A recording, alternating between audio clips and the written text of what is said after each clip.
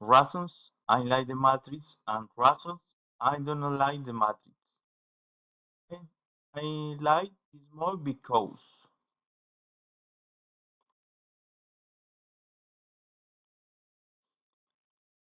uh, the bullet time and action sequence revolutionized cinema.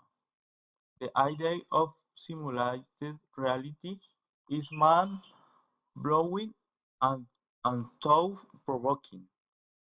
His underdog journey from hacker to the one is compelling.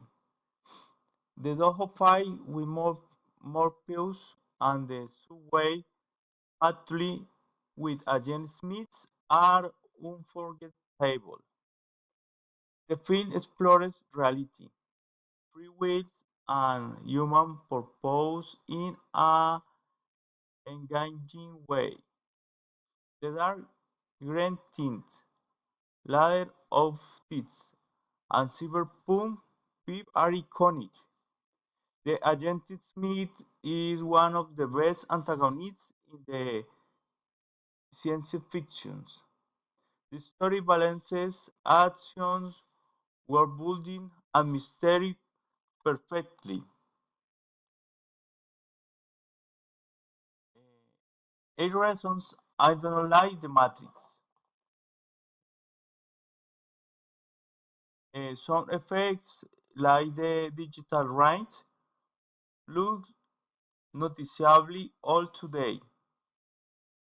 The psycho, psycho, psychosophical jargon can confuse casual viewers. Side characters uh, like Switch or Apoc feel under, underused. Neo's resurrection as the one feels a bit cliché. Some some scenes prioritize columns over logic. Lines like "there is no spoon" sounded but are a bit silly. Trinity is great, but most key roles are mal.